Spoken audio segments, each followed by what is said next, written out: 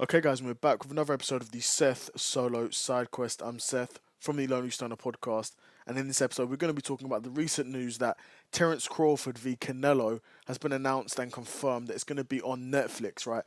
That's crazy. Netflix is, of course, we all heard of Netflix. We all know they're the king of the streaming game right now.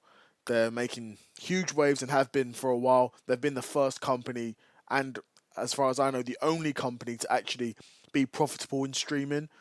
And this fight and this video isn't going to be a Crawford v Canelo breakdown. I'll probably do one. I'll probably end up doing a couple, but this won't be it. This is mainly about Netflix. And thinking about it, it does make some sense. Obviously, Netflix are you know heavily involved in the live entertainment game now with getting WWE's rights and distribution rights.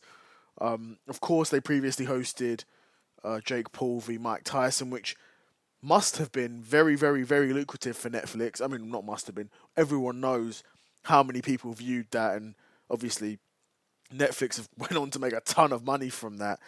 Now they're hoping to do the same with Crawford v Canelo, and to a lot of people, this is regarded as like the modern day Mayweather v Pacquiao.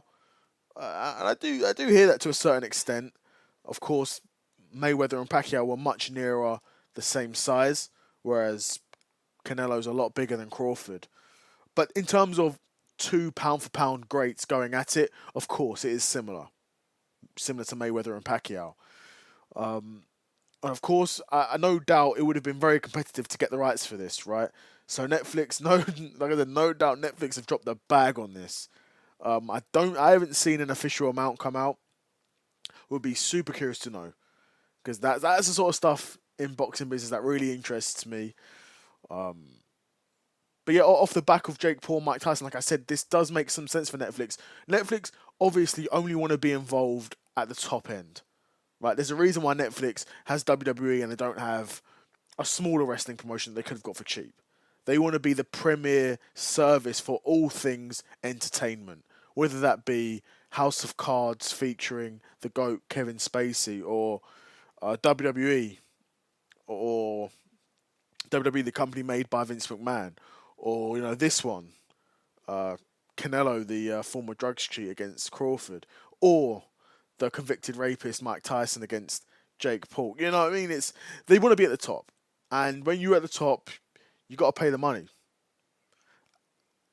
And the simple fact that is, when you're at the top, you got to pay the money, and if you don't pay the money, then you can't operate at that level, right? When I imagine Netflix said a number, and as soon as they said that number, that probably discounted a lot of other streaming platforms. Right, DAZN has money. I mean, DAZN's probably been hemorrhaging money, actually. DAZN had money, right? But I don't know if those investments have really been paying off, where they've had a lot of DAZN cards, and now they even have DAZN pay-per-view, showing that the streaming model by itself, even for DAZN, hasn't been able to work. But it has worked for Netflix. Obviously, Netflix has got the first movers advantage, which really is why they've been able to be so successful in the streaming game, mainly because they had the first movers advantage. By the time Prime Video's got in the game, by the time Disney Plus has got in the game, Netflix already been going for 10 years. Do you know what I mean? You can't, as much as you think you can, build up that sort of infrastructure just with money. It takes time as well, and experience. Experience and time and money, all things that Netflix have, all things that they've got as an advantage over their competitors too. No brainer. But like I said, it's clear that Netflix want to be involved at the top of the game. So who knows? We might be seeing more fights on Netflix. No doubt we will be. Like if this one can do some serious numbers, if Canelo v Crawford can do some serious numbers, no doubt there may be a rematch. No doubt, again, Netflix will want to be involved in other big fights. Not necessarily Bud v Canelo, but other big fights, world title fights. I mean, to be fair, 99% of world title fights have nowhere near this level of hype, right? So again, but there's clearly some smart people at Netflix that are being selective about this, and rightfully so. They're going to be paying a lot of money, so they don't want to just be paying the sort of Sky Sports deal to Boxer, where we pay you a certain amount over these number of years and you deliver this amount of cards. No, Netflix saying if we're going to spend our money, we want to know exactly what we're getting, right? You need to know exactly what we're getting. So there's clearly some smart people involved at Netflix, and we already knew that. But yeah, big news. Canelo v Crawford is going to be on Netflix. We'll see what's next, man.